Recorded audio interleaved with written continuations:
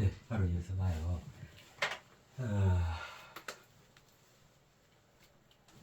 이거 참 멋지죠. 혼외. 고유한 뇌다. 그 신이 되어진 그의 뇌는 만유적 창조 시점을 구현하고 있는 뇌다. 봐보실래요? 뇌가 이렇잖아요. 그죠? 이 뇌를 아까 그 개의 집인데, 그죠? 개의 집이라는 거예요. 뇌 속에 그의 개가 그의 가치 척도가 구체화되어 있는 거예요. 그게 집 안에 딱 들어있는 거예요. 근데 이거를 예를 들면 갖다 묶어버렸어 어디다가 저기다가 이게 이제 고집이죠. 이로써 이제 오만과 편견이 생겨나기 시작해서 모든 것들이 다 왜곡돼요. 뒤죽박죽 되어지는 거죠. 그 온전한 회담은 이제 거리가 2억 마리로 벌어져 버리는 거잖아요. 그죠? 응. 그래서 어찌하겠어요? 아까 말씀드렸잖아요. 뇌 좀 놔두셔라. 뇌가 뇌의 역할을 할 수 있다. 그렇게 해서 그 옹졸한 그 옹고집 그 개에 머무르지 말고 좀 마녀다운 그 개가 그렇게 자기 자신의 머리가 그 뇌가 그렇게 돼 있도록 그래서 요거를 그렇게 하려면 어쩌겠어요? 요거를 풀어줘 버려야 돼요. 놔줘버려. 해방시켜 주시라고. 뇌를 해방시켜 놔주시라고. 마음껏 지 노졌고 가고 싶으니까 어디까지 가고 안 도망가요? 그렇게 이어져 뇌가 확장을 하는 거란 말이에요. 그러면 그만큼 계집이 와 하늘 계집, 땅 계집 다 들어오는 거예요. 그렇게 해서 쫙 초정밀하게 농축이 되어지는 거예요. 그렇게 해서 모두 다를 질 수 있는 온전한 척도를 스스로 구현하게 되었어요. 그죠? 자, 이거를 자, 만유적 창조 시점이라 그랬잖아요. 요거를 우리 일상에서 아주 쉽게 그 작가 관점, 어떤 관점에서 하는가, 작가 그 시점, 이거를 그 우리 일상에서 일상은 아니다. 좀 조금 특별한 일상에서 볼 수 있는 게 이거예요. 법정에 가보셨어요? 법정에는 웬만하면 안 가긴 좋죠. 그죠? 구경삼아 한 번쯤 가볼 수 있는데, 그러니까 이런 경우 아니거나, 예를 들면 본인이 판사라든가, 본인이 검사라든가, 본인이 변호사라든가, 그죠?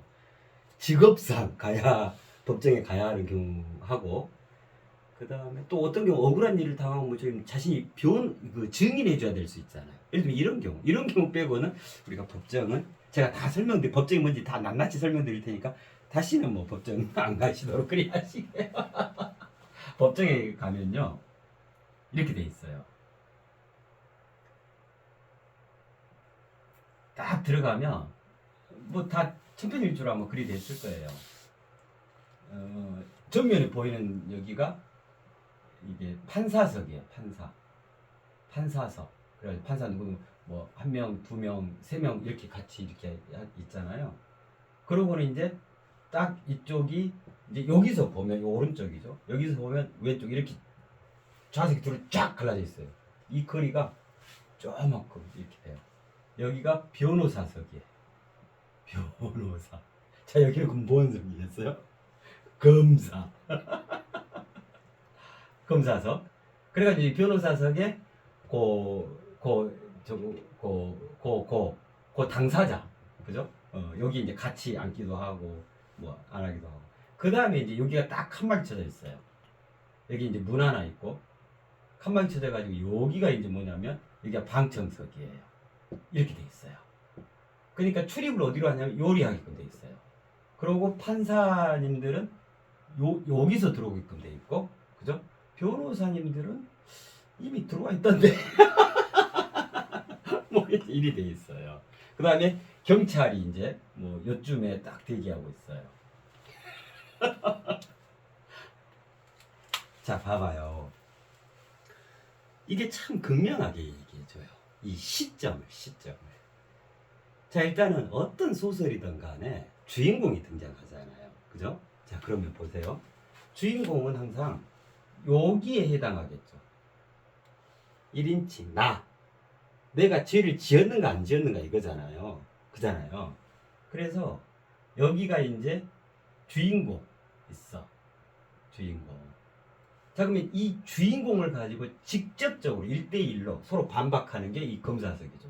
그러니까 이제 그래요. 그럼 여기가 뭐에 해당하냐면 이게 1인칭이에요.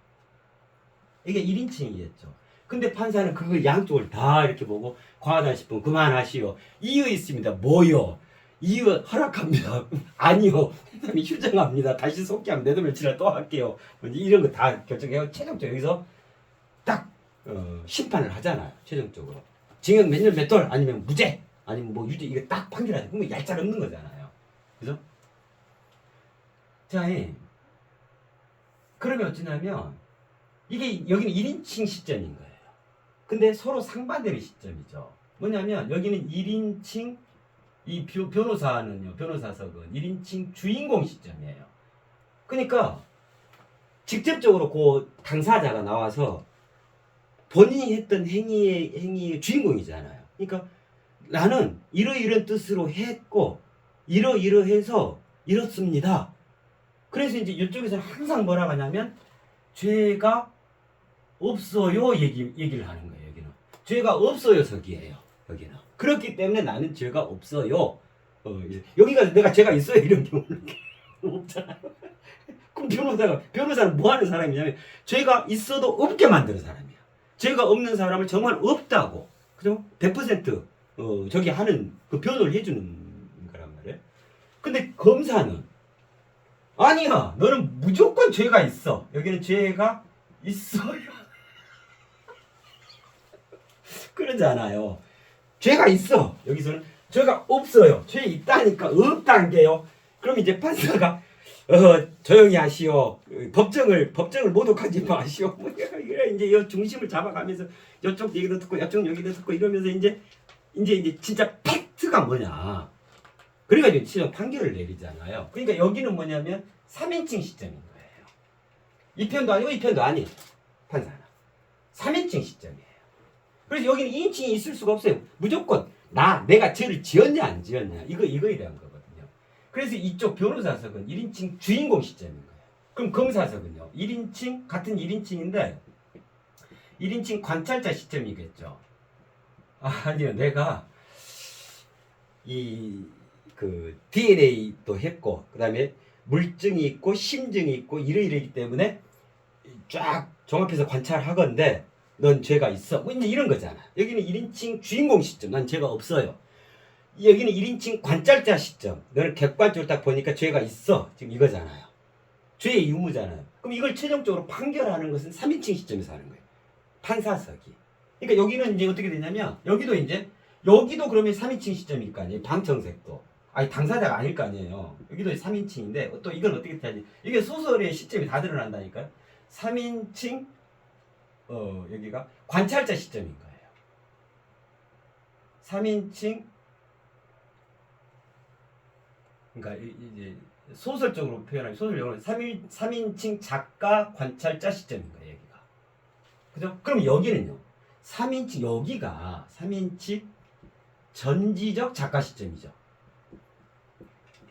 그러니까 이게 전체가 법정이거든요.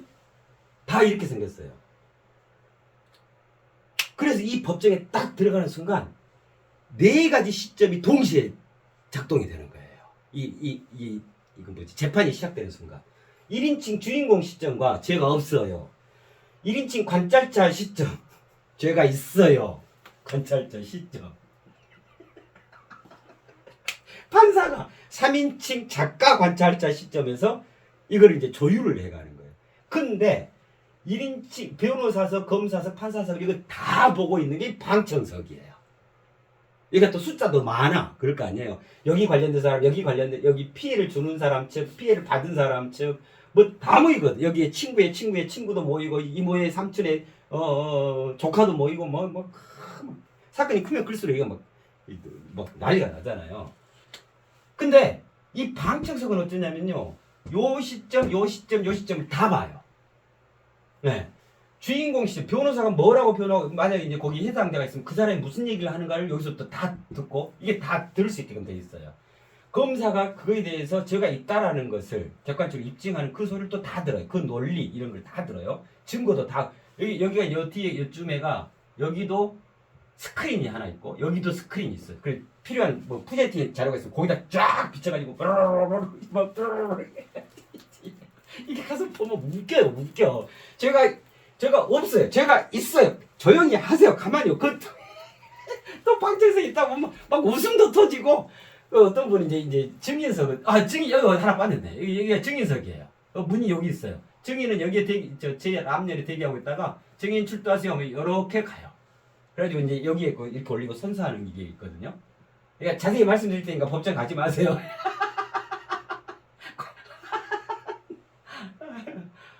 여기서 이제 증인이 여기 딱 앉아요. 그러면 여기서도 물어보고 여기서도 물어보고 여기서도 물어봐요. 그러면 이제 증인 얘기까지 다 들어요, 방청석에. 그럼 이제 증인 얘기를 또 듣다 보면 뭐 하여튼 희귀한 얘기가 다 나와요, 다 나와. 아니 다 있는 그대로 저기 팩트를 얘기를 해야 되고 선서까지 하니까 여기서 위증하면 그것도 범죄 얘기가 되고 하니까 하여튼 그러다 방청석에 있다가 뭐 웃기도 하고. 그러니까 이게 딱 본인 재판만 보게 되는 거 미리 들어가잖아요. 그러니까 다른 사람 재판도 이렇게 보게 되거든요. 온갖 사건 사고가 그 있잖아요. 하여튼 별 희한한 사건들이 다 있어요. 그죠? 자 이제 요리되는 거예요. 그러니까 시점이 어떻게 되냐? 각각 이렇게 되는 거예요. 여기 소설 시점이 다 등장하는 거예요. 1인칭 주인공 시점, 1인칭 관찰자 시점, 3인칭 작가 관찰자 시점, 3인칭 전지적 작가 시점 이렇게 돼요. 자 그러면 어떤 시점이 가장 총체적이고 가장 완벽한 온전한 해답을 제시하는 시점이라 할 수 있을까요? 그죠? 네. 이거를 다 아우를 수 있는 법정의 시점. 그게 뭐라 그랬어요? 여기요. 만유적 창조 시점인 거예요. 이 방청석 속에는 3인칭 전지적 작가 시점, 시점이 굉장히 차원이 높잖아요. 굉장히 고급진 시점이잖아요. 그러나 여기에 또 이 범인 공모자가 들어있기도 해요. 그러니 여기도 실은 못 믿어. 그냥 완벽히 온전한 해답, 어디에도 편중되지 않고 그 해답 이 전체를 다 봐줘야 돼요. 그것이 뭐냐면 법정 시점, 만유적 창조 시점, 전체 울타리 개념에서 봐줘야 한단 말이에요. 전체성에서 본다는 것은 각 개체성도 보면서 아울러 전체를 통합해서 본다. 요게 온전한 해답. 자, 그러면 이제 완벽히 이해했죠. 그죠? 그러니까 헤르만 헤스의 천부적 조율이라는 게, 네. 여기서 천부적 조율이라는 게 이 바로 만유적 창조 시점. 이 판사가 뭐예요? 조율하는 거잖아요. 그죠? 네. 야, 멋지다. 네. 이 법정이 이렇게 생겼어요? 네.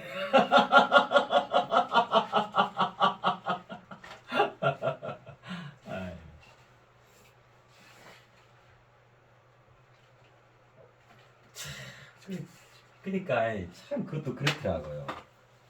그 보고 있으면서 그 검사다, 변호사다, 판사다, 그야말로 우리 사회 뭐 세상 어디에나 세계 어느 나라에나 다 이렇게 있는 그 사법 시스템 아니에요.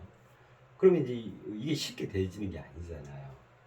그래서 그야말로 그 사회에서 뭐라고 할 거냐면 가장 그 지성이라 그래요. 고급 지성.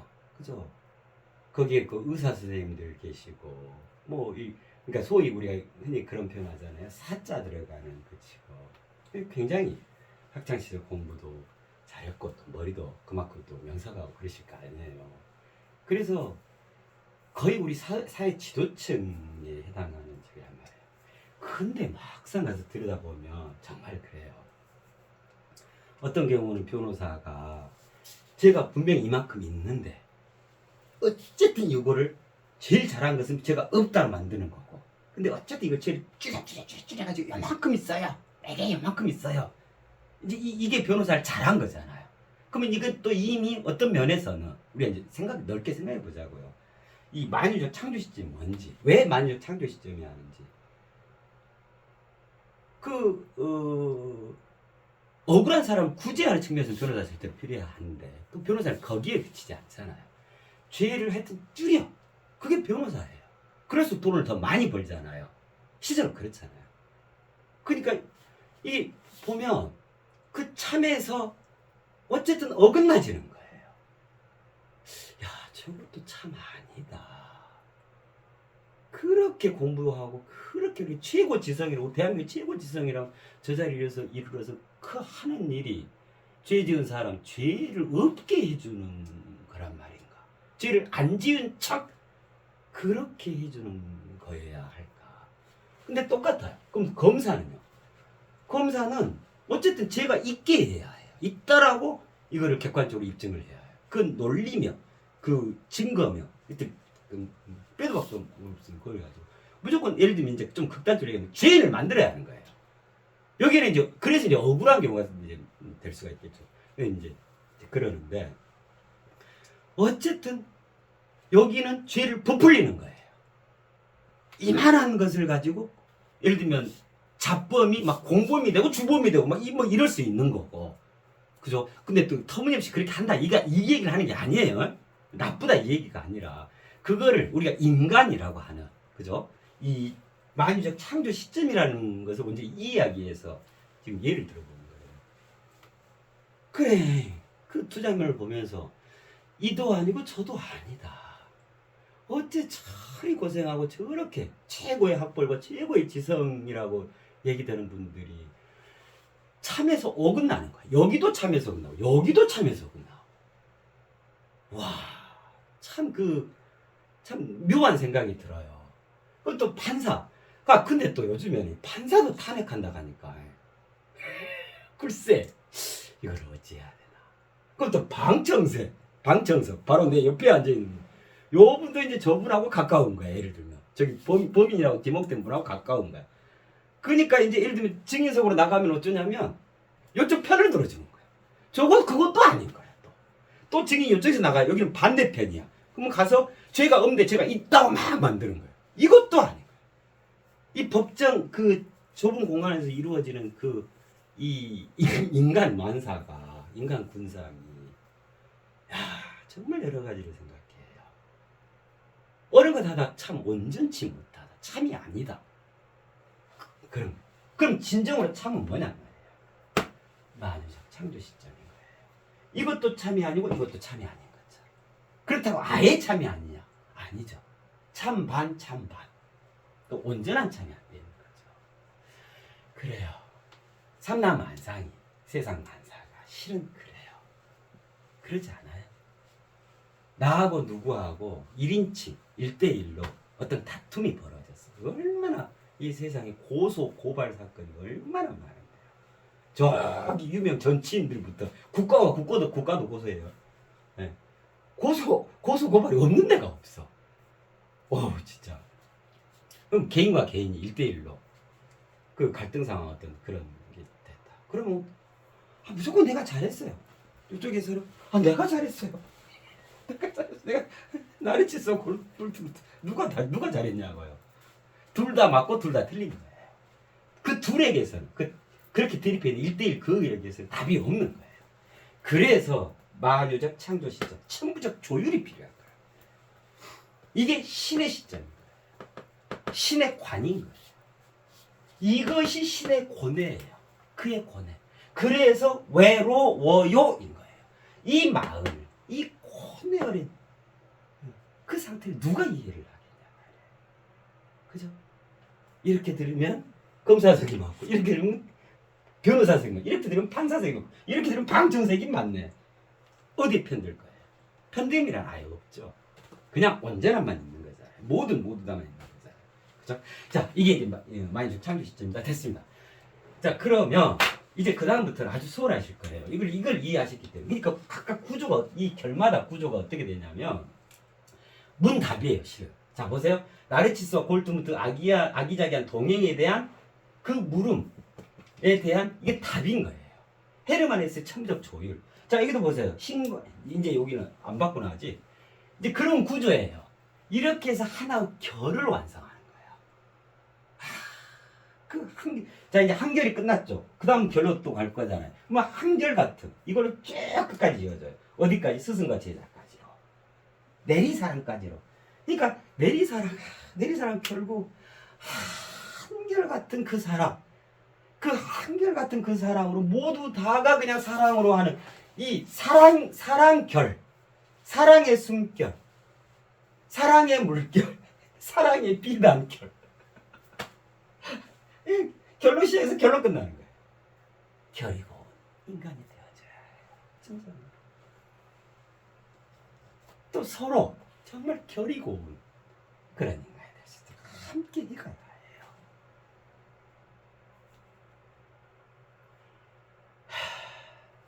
자, 두 번째 결 보십시다. 신과 인간의 영원한 그리움. 그의 오묘한 이유죠. 실은 이런 것들이 다 실은 본질적으로는 다 가장 지근거리에 있어요. 신과 인간이 그렇고 나와 너가 그렇고 말과 씀이 그렇고 영혼과 물질육신이 그렇고 안과 밖이 그렇고 생과 사가 그렇고 스승과 제자가 실은 다 한 몸체예요. 절묘한 하나 되어짐의 당사자들인 거야. 짝지네 짝지. 짝지가 가장 가까이 있지. 그러니까 실은 본질적으로 다 일심동체, 다 일심동체, 다 하나. 8개의 하나, 8결, 8결의 한 결. 그래서 한결 같은 그렇단 말이에요. 신과 인간의 영원한 그림. 그냥 이거는 이제 어려움 없으실 거예요. 여기 다 이런 구조니까요. 신과 인간의 영원한 그림. 그렇잖아요. 신과 인간이 다른 게 아니거든요. 그죠? 자, 뭐라 그랬어요? 이게 인간이고 이게 신이면 이제 방향을 좀 정확히 표현해. 이게 인간이고 왼쪽이 이게 신이겠죠. 인간의 궁극적 도달점. 그러니까 인간 안에 들어있음의 실체. 이게 신이란 말이에요. 그래서 신은 다른 누가 되는 게 아니, 다른 무엇이 되는 개념이 아니란 말이에요. 신이 이미 우리 인간과 별개로 따로 있는 게 아니다. 인간이 신이 되어지는 거다. 여기는 우리가 이제 다 이해했잖아요. 그 전에 신, 그 다음에 신성과 신격 다 이해하셨잖아요. 그래서 실은 짝지인데, 그냥 일심동체인데, 인간 따로 신 따로 있는 개념이 아닌데, 그 신과 인간은 이게 오묘하게 이어져서 일심동체가 되기 전까지는 아주 영원한 그림이에요. 지금까지. 자꾸 유사일회로 그랬잖아요.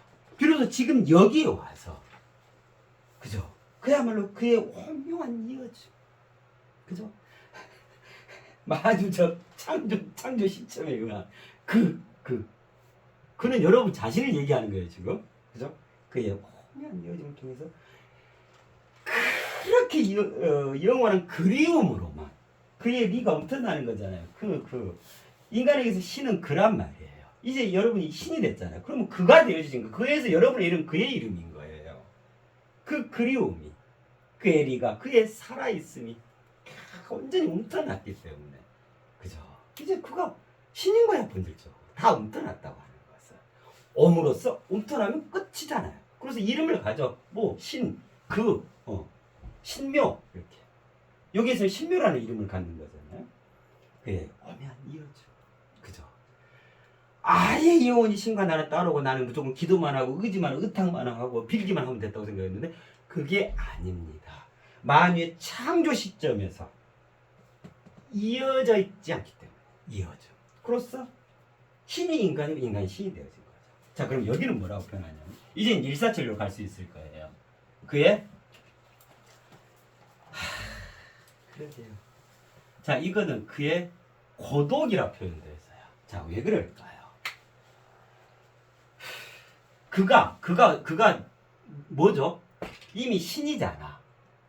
신인 그가 정작 신인 인간들하고 영원한 그리움, 아주 그냥 다 끊어져 있어가지고 아예 별개로 따로 아예 꿈꾸지도 못하고 생각이 닿지도 않아. 항상 그 너머에 있다 그랬잖아요. 그렇기 때문에 아예 넘어올 생각도 없는 거야. 그러니 영원한 그리움으로. 그러면 인간이 신만을 원웨이로 일방적으로 그리워했을까요? 아니요. 그런 거 일방적은 없죠. 신이 얼마나 오히려 더더욱 절절하게 신이 인간을 그리워했을 거예요. 신은 예를 들면 알맹이와 같은 거 들어있음에 해당하지 않아요. 이 신은 어딘가에 들어가고 싶어 하는 거야. 그게 신의 속성이란 말이에요. 그럼 그걸 담아줄 수 있는 게 코끼리도 아니고 향유 고래도 아니란 말이에요. 오직 인간이에요. 근데 인간이 신을 멀리해버려. 도불원인 인원도 산비리속 속리산 빠빠이 나하고 신 네 알아서 해. 이러니 신의 인간에 대한 그리움 또 더불어서 인간이 되어진 자는 되어진 자 그가 또 신에 대한 그림, 이 영원한 그림이었어요. 여기서 이제 끝났죠. 그의 오묘한 이어짐을 통해서.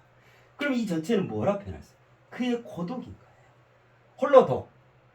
요 고가 고유하다 이렇게 생각하시면 된다 그랬죠. 그럼 어떻게 돼요? 그의 고유한 홀로 있음. 고독. 자, 멋지죠. 자, 이제 쉬워요. 나와 나의 내달리는 평행선. 우리의 우아한 조화. 나하고 너하고 이게 이제 우리 일상에서 아주 직접적으로 부딪히는 문제잖아요. 예를 들어 층간소음으로 옆집하고 우리 집하고 나하고 저 집 아저씨하고 나하고 윗집 아줌마하고 이건 이제 나와 너죠. 그죠? 이거는 남자와 여자일 수도 있고 직접적인 우리 인간관계도 있잖아요. 그죠? 친척 사이에도 있고 부자지간에도 생겨나요. 이 재산을 가지고 뭐 보험으로 막 여기서 멜로운 사건 사고가 터지고 고소 고발이 남발되고 이 아픔이 여기서 겪어야 할 인간적 큰 피해가 얼마나 극심한데요. 그죠? 나와 나의 내달린 평행선이야. 평행선이 영원히 못 만난단 말이 아니에요. 접점이 없어. 영원히 가도 몇 대를 거두면 다시 태어나도 못 만나. 아주 철천지 왼수가 돼가지고 등 딱 돌리고 너는 니 나는 나 너와 나의 내달리는 평행선 얼마나 갈등 상황이야. 얼마나 극단적 부정으로 계속 치달아가는 거야. 너 죽고 나 살자. 내 눈에 흙이 들어가기 전에는 어찌고 내가 다시 태어나도 내가 너그 집에는 내가 뭐 이렇고 이게 이미 인간의 일이 아닌데 그렇잖아요. 이 동물의 왕국. 저놈을 너를 꺾어야 내가 뭐 승진한다부터 해가지고 내가 선배인데 후배가 들어와서 이 자식 차려 열중시야 끌리고 그러다 막 죽고 그러잖아요. 나와 너의 내달리는 평행선 우리의 나와 너 그러니까 우리죠. 우리의 우아한 조화 얼마나 이게 벗이죠. 버두 벗이 되어진 나 너무너무 멋진 거야. 이게 시의 묘미 되는 거예요. 이게 자라고 그랬잖아요. 잣대라고 그랬잖아요. 척도다 했잖아요. 야, 이거 아니면 이게 해결이 안 돼요. 그죠? 그래서 상대끼리의 그 원한 관계나 이런 거에 있어서 회원해라 그러잖아요. 그래서 그때 말씀을 드렸었잖아요. 또 몇 번째 시간에 아무리 뭐 스스로 마음을 돌리고 욕심을 내려고 마음을 뭐 내가 비워야지 그랬고 되는 거 아니에요. 본질적으로 이게 회원이 되어져야 돼요. 회원이라는 말은 무슨 말이냐면 언제나 이해와 정립을 말하는 거예요. 아 그것이 본질이었구나. 그랬구나. 그래서 그렇게 드러났었구나. 이게 완전히 이해도 정립되어져 버리는 게 회원이에요. 그러면 그걸로써 천년 원수 간에도 싹 하고 다 놓아져요. 이해와 정립인 거예요. 온전히 알아서 그렇게 되어진 이게 아름다움의 정이라고 그러죠. 그러니까 너와 나 내달리는 평행선은 말 그대로 이 표현처럼 우리의 우아한 조화 스스로 아름다워짐이 직접적인 해답인 거예요. 절대로 네 탓이 아닌 거란 말이에요. 내가 아름다워지지 못한 탓이란 말이에요. 그래서 너와 내가 이렇게 아프다 너 때문에 그거는 뭐냐면 내가 아름다워지라고 기꺼이 있어주는 너의 모습인 거예요. 재료란 말이야. 나의 아름다움의 재료. 이게 저기라니까 향수이기도 하고 이거 뭐지 아이섀도우이기도 하고 분이기도 하고 그렇다니까요. 나를 아름답게 꾸미는 재료라니까요. 이 모든 세상 만사가 다 부정적이면 부정적인 걸수록 더 확실한 가장 값비싼 화장품인 거예요. 그게 고급 화장품인 거예요. 나를 가장 악랄하게 괴롭히는 그것이 나를 가장 아름답게 만들어주는 최고급 화장품이라니까요. 이렇게 되면 어떻게 돼요?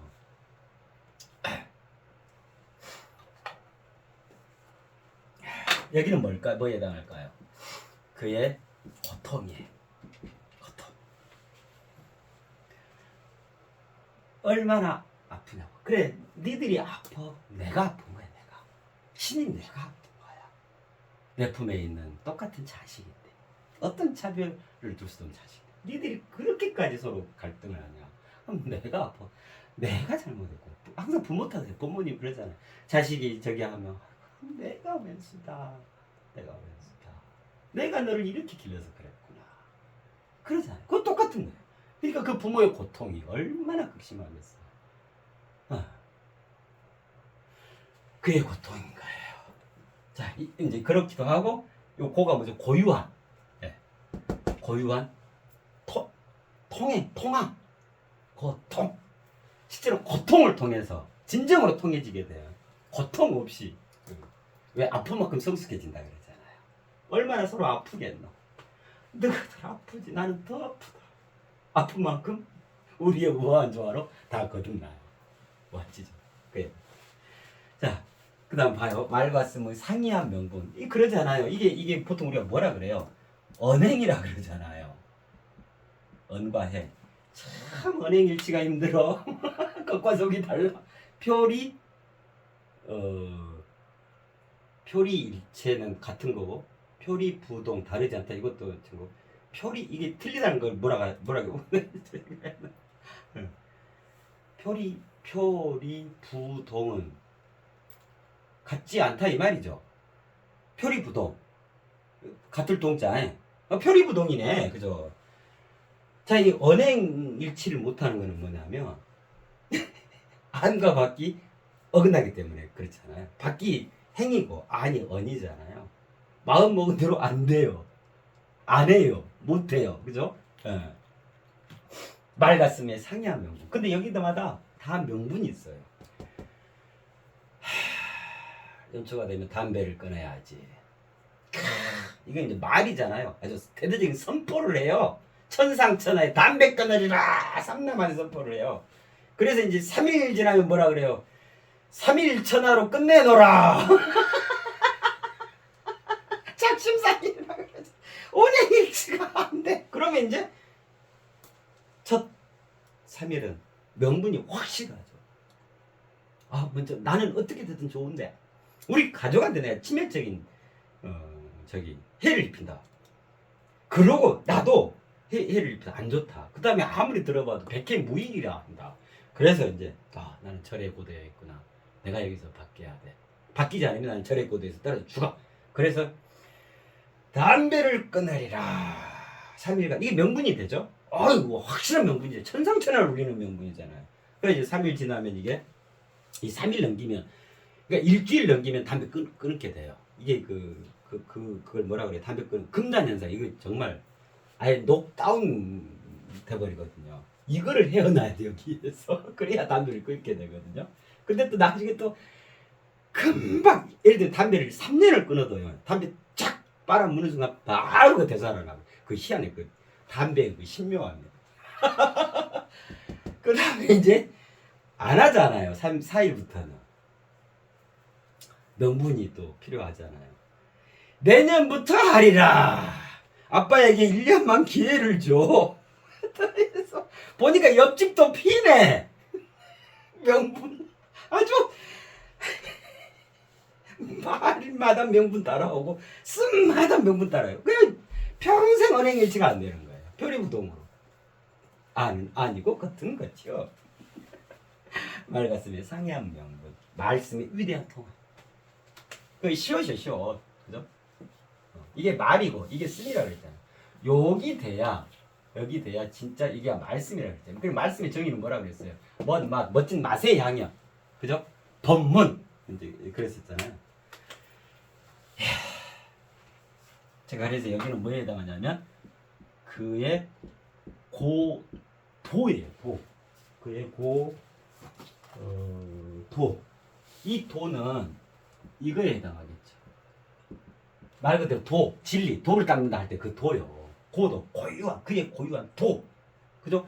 말씀이잖아요, 말씀. 멋진 맛의 향연. 그의 도의 경지다. 끝도 끝도 없는 그 가장 정점이 도다. 거기에서 그가 말씀을 이루는 거죠. 그죠? 거기에서부터 이제 말과 씀의 상이함이 사라지죠. 위대한 통합만 있죠. 그러니까 무조건 말씀인 거예요. 무조건 멋진 맛의 향연인 거예요. 그러니까 그와 함께하면 한마디 한마디가 아주 애간장을 끌어놓고 한마디 한마디가 영혼에서 아주 울음이 터트 나와가지고 그렇게 감동을 하게 되고 그와 함께 하고 있으면 한마디 한마디가 그냥 하늘 끝까지 올려져가지고 자연스럽게 공중부양이 막 일어나고 그의 한마디가 내리에 박혀 평생 삶의 지침 내 인생의 모토가 되어지고 이런 게 말씀이죠. 그런 게 법문이죠. 그렇기 때문에 말씀 법문의 정의가 뭐냐면 멋진 맛의 향이 그냥 항상 기쁨 항상 설레이고 항상 좋고 경축이 계속되는 거예요. 그와 함께 하면. 왜냐하면 멋진 맛의 향연이 계속되니까. 그죠?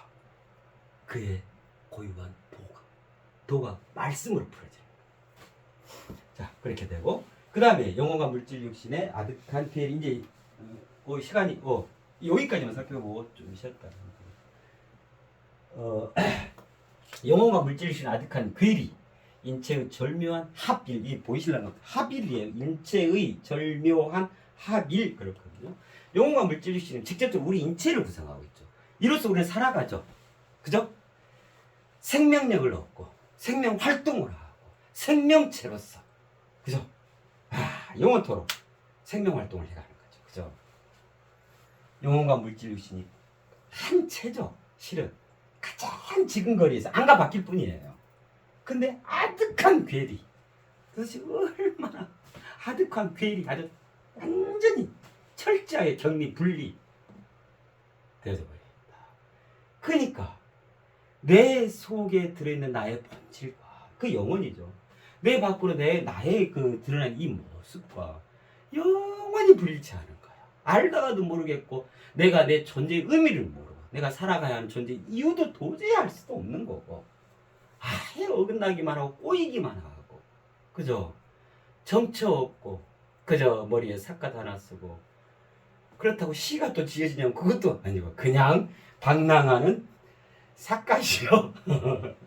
평생을 만약 그렇게 살아간다. 그 다음에 내가 진정으로 하고자 하는 그 바와 그죠? 내 안의 세계에서 막 꿈틀꿈틀 나의 현재적인 이 물질 육신이 처지하고 너무 괴리 너무 아니야. 그럼 아무것도 못해. 이것도 못하고 이것도 못하고. 그러니까 어째요? 이것도 아니고 저것도 아니고. 그러니까 이제 그냥 그래서 그냥 헛개비로 살아가는 거예요. 헛개비로. 어떤 알맹이도 없이. 그저 침울하게 안타깝잖아요. 영혼과 물질 육신의 아득한 괴리. 인체. 이게 인체도 합쳐서 그죠? 인체의 절묘한 합의. 그러면 원초적 자아의 내 영혼 자명종으로서 내 삶의 추동과 견인을 해가 확실한 가이드 그 내비게이션 딱 안에 올곧게 장착되어지고 이게 들어있죠. 그 밖으로 드러난 물질 육신 원초적 자명종으로 어떤 센서보다도 흉내낼 수 없는 최고급 최상의 센서가 되는 거죠. 생각도 하고 먹기도 하고 걷기도 하고 흔들기도 하고 더더욱 내 안에 더 밖으로 확장도 하고 인체의 절묘한 합일 참으로 인간을 이루어서 이제 살아가게 되잖아요. 인체의 절묘한 합일이 이루어지면 아름다우니까 진정하니까 성스러우니까 온전하니까 대서사실을 펼쳐가게 돼요. 뭐부터 시작되냐면 인체의 절묘한 합일부터 그동안 그렇게 아득한 괴리예요. 그죠? 여기는 그의 이게 살아가는 거잖아요. 생명활동이잖아요. 그의 고생이에요. 고생. 이렇게 하기 위해서 네가 인간이란다. 네 인체란다. 그 아득한 그릇이 있는 게 아니야. 지척에 다가와 있단다. 1대4 인연을 통해서 거듭 온전함으로 거듭나지 않은 새 탄생을 이루어가지고 그러면 살아가 못 가요. 살아가다 또 픽 쓰러지면 다시 이렇게 또 그가 고생 신이 되어진 거야. 그를 그로 만들기 위해서 고생 그래 됐는가 싶다 하고 일주일 뒤에 보면 또 이쪽으로 쓰러져 있어. 그래 뭐가 문제예요? 그런 일이 있었어요. 그것의 본질은 이런 거고 그걸 이렇게 하시면 되고 여기에 이걸 더 참고해 보시면 그 되실 거예요. 근데 이제 집으로 돌아가는 중에 이걸 또 잊어먹어요. 그 뭐라고 하셨어요? 고생. 그는 그렇게 살아가요. 그 고유한 삶이 그의 삶이에요. 그의 삶. 근데 이게 황홀한 삶인 거예요. 저 만유적 창조 시점에서 모두를 부활케 하고 모두를 진정으로 살아가게 한다.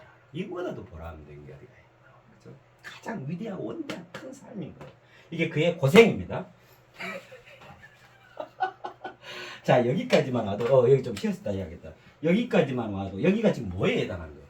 외로워요. 신명에 해당하는 거잖아요. 보세요. 얼마나 외로운지. 그의 고뇌, 그의 고독, 그의 고통, 그의 고독, 그의 고생. 이렇게 외로운 거예요. 이제 결이 하나, 둘, 세 개 나왔다. 자, 이제 다음 시간까지만 하면 되겠네요. 네, 좀 쉬었다 할까요? 네.